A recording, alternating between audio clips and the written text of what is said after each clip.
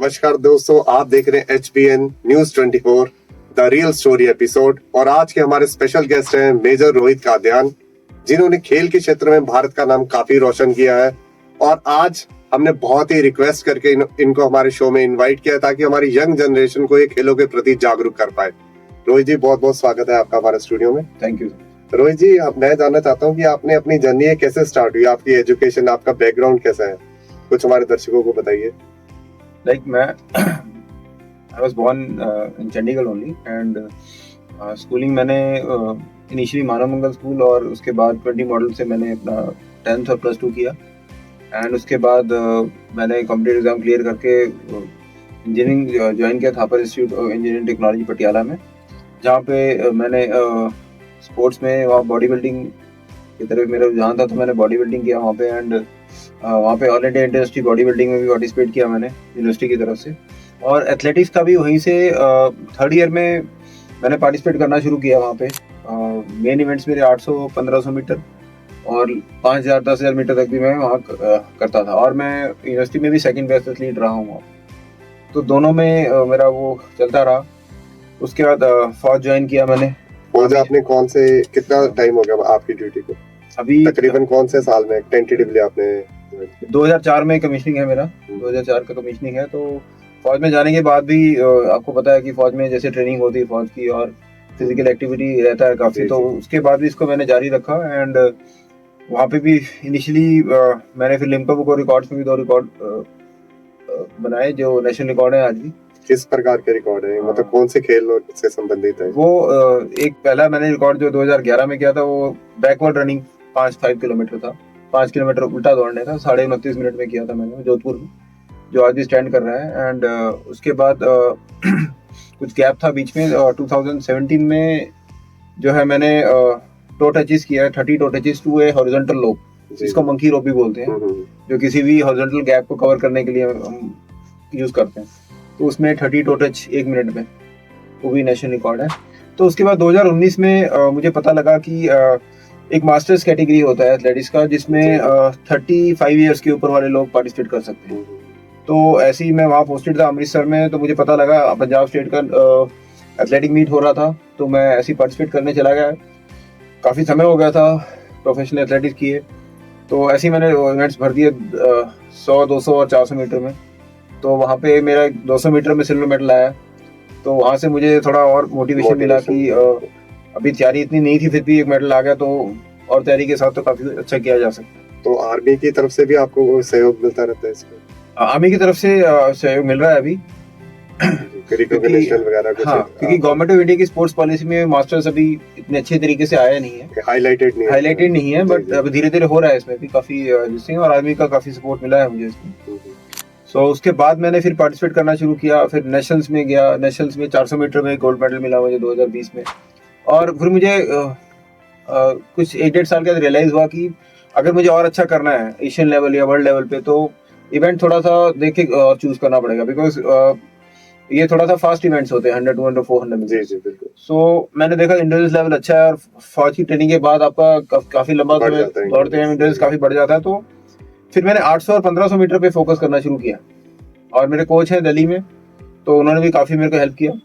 और इसके बाद फिर 800-1500 मीटर जैसे ही मैंने शुरू किया, तो और अच्छा उसमें आने लग गया। मैंने फर्स्ट टाइम 2022 में नेशनल से पार्टिसिपेट किया था चेन्नई में, जिसमें मैंने दोनों 800 और 1500 मीटर में नेशनल रिकॉर्ड क्रिएट किए। उसके बाद वर्ल्ड चैंपियन खेलने के लिए मैं फिनलैंड गया, जहाँ पे मैंने अपना ही नेशनल रिकॉर्ड ब्रेक किया दोनों में, 800 और 1500 मीटर में, जो कि काफ़ी समय तक रहा। और काफ़ी इसमें काफ़ी आर्मी ने भी काफ़ी उसको प्रोजेक्शन किया और काफ़ी नाम हुआ आर्मी का भी। एंड उसके बाद से फिर पार्टिसिपेशन उसमें मेरा मेडल नहीं था, लेकिन दोनों में नेशनल रिकॉर्ड किया। एंड उसके बाद 2023 में एशियन मास्टर एथलेटिक चैंपियनशिप हुआ था फिलीपींस में, जहाँ मेरे को फर्स्ट टाइम इंटरनेशनल मेडल मिले, 2 सिल्वर मेडल और 1 ब्रॉन्ज मेडल। तो वहाँ से और सपोर्ट मिला शुरू हुआ आर्मी से मुझे, और मोटिवेशन मिला। और उसके बाद फिर हर साल नेशनल्स होता है, नेशनल्स में मेरे कभी 3, कभी 4, कभी 5 मेडल भी मैंने लिए हैं 2022 से अब लगातार। और पिछला साल तो बहुत ही अच्छा रहा, कामयाबी भरा साल मैं कह सकता हूँ, क्योंकि 11 इंटरनेशनल मेडल मैंने पिछले साल में जीते हैं, और 4 नेशनल मेडल जिसमें 5 मेडल जो है वर्ल्ड मास्टर गेम्स, जो कि एक तरह का ओलंपिक है 30 इयर्स के ऊपर वाले एथलीट्स के लिए, तो उसमें मैंने 1 गोल्ड मेडल, 2 सिल्वर मेडल और 2 ब्रॉन्ज मेडल। रोहित जी, मेरा एक बड़ा सवाल ये है कि आप जब बाहर खेलने जाते हैं, जैसे विदेशों में, आपको अलग अलग तरह के आपके साथ जो पार्टिसिपेंट है, जो आपका कंपटीशन रहता है जिनके साथ, उनके और भारत के जो खिलाड़ियों, इनके स्टैंडर्ड में आप क्या फर्क देखते हैं? स्टैंडर्ड में देखो, मेहनत की कोई कमी नहीं है, जहाँ तक देखा जाए मेहनत सब बराबर करते हैं जी। लेकिन कई बार क्या होता है कि जैसे फैसिलिटी रिकॉग्निशन या फैसिलिटीज की कमी, रिकॉग्निशन, जैसे मैं देख रहा हूँ मास्टर्स में जो है, जैसे यूरोप में है या फिर यूएस जो है, उनकी गवर्नमेंट जो है सपोर्ट कर रही है उनको पूरा, जैसे है कि मैं ये नहीं कह रहा हमारी गवर्नमेंट नहीं कर रही है, बट वहाँ पे क्या लेवल पे नहीं कर पाती जी। हाँ, उसमें जैसे उनको मतलब आने जाने का, रहने का जो है वो गवर्नमेंट स्पॉन्सर कर रही है, तो वैसा कुछ मिलने से थोड़ा मोटिवेशन और मिलेगा जी। जो कमजोर खिलाड़ी हैं वो आगे आ सकते हैं, आर्थिक रूप से कमजोर है, जो देख लेते हैं कि बाहर कोई कंपटीशन है वो खर्चे की वजह से पीछे नहीं जा पाए। ये कहना है कि गवर्नमेंट का सपोर्ट हो तो वो लोग बाहर जाए और काफी अच्छे रिजल्ट और आ सकते हैं, और अच्छी फैसिलिटीज मिलने से जो है और भी अच्छा कर सकते हैं। अभी गवर्नमेंट ने काफी स्टेप्स लिए हैं। अभी जैसे वर्ल्ड पैरा एथलेटिक्स चैंपियनशिप हुआ था दिल्ली में, उससे पहले जो है पूरा जवाहरलाल स्टेडियम को रेनोवेट किया गया, दोनों ट्रैक्स को, और वहाँ पे माउंटो ट्रैक ले किया गया, जो कि एक स्पेसिफिक ट्रैक होता है, जो फास्ट ट्रैक होता है, और इंडिया में फर्स्ट टाइम ये बनाया गया है। तो इस तरह की चीजें जो है, इंडोर स्टेडियम बना है उड़ीसा में लास्ट ईयर, तो वो एक अच्छा स्टेप था गवर्नमेंट की तरफ से। तो मतलब धीरे धीरे मतलब गवर्नमेंट कर रही है, धीरे धीरे गवर्नमेंट कर रही है, थोड़ा स्पीड कम है। आप कहते हैं स्पीड ब्रेकर लगाओ तो थोड़ा सा स्लो चल रही है, थोड़ा और अच्छा स्पीड पकड़ने से और अच्छा हो जाएगा, और अच्छे रिजल्ट आ सकते हैं, और अच्छे रिजल्ट आ सकते हैं। युवाओं के लिए भी आ सकता है। पैरा में देखिए, पैरा में कितना अच्छा कर रहे हैं हमारे एथलीट्स, मास्टर्स में अच्छा कर रहे हैं। तो नीरज चोपड़ा ने, खास करके आपने देखा होगा, नीरज चोपड़ा ने एक एथलेटिक्स को एक नया नाम दिया कि मतलब एथलेटिक्स में कोई मेडल नहीं था हमारा, फर्स्ट टाइम जो मेडल आया था वो नीरज चोपड़ा ने दिया है एथलेटिक्स में। तो उसके बाद से लोगों को पता लगा, एथलेटिक्स के बारे में और जानकारी मिली, और लोग नए बच्चे इंटरेस्टेड हो गए हैं उसमें, काफी लोग उसमें बढ़ चढ़ के हिस्सा ले रहे हैं, तो ये अच्छी बात है। तो आप जैसे कि आप पार्टिसिपेट करें, तो आप कोई युवा अगर आपसे के पास आता है तो आप तैयार है उसे कोच करने को या उसे टिप्स देने के लिए? बिल्कुल, मैं एनएस क्वालिफाइड भी हूँ। मैंने अपना एनएस पटियाला से स्पोर्ट्स कोचिंग एथलेटिक्स में भी अल्फा ग्रेड में कोर्स किया है, और इतना अभी जैसे मैं आपको बताना चाह रहा हूँ कि काफी 7 इंटरनेशनल कंपटीशन, जिसमें 4 वर्ल्ड लेवल चैंपियनशिप्स में खेल चुका हूँ, 1 वर्ल्ड मास्टर गेम्स है, 2 एशियन चैंपियनशिप, उससे काफी एक्सपीरियंस मिला मुझे। तो जो मैं चाहता हूँ कि किसी की मतलब हेल्प में काम आना चाहिए, उसको एक्सपीरियंस को यूज कर सकें जो युवा खिलाड़ी हैं, या तो मतलब आप युवाओं का मार्गदर्शन करने के लिए तैयार है? अगर कोई आता है आपसे मिलने के लिए या आपसे टिप्स लेने के लिए, तो आपकी तरफ से बिल्कुल दरवाजे खुले हैं। अभी मैं कर रहा हूँ, अभी जहाँ मेरी पोस्टिंग है वहाँ पे भी कुछ नए बच्चे हैं, तो उनको भी मैं ट्रेनिंग दे रहा हूँ।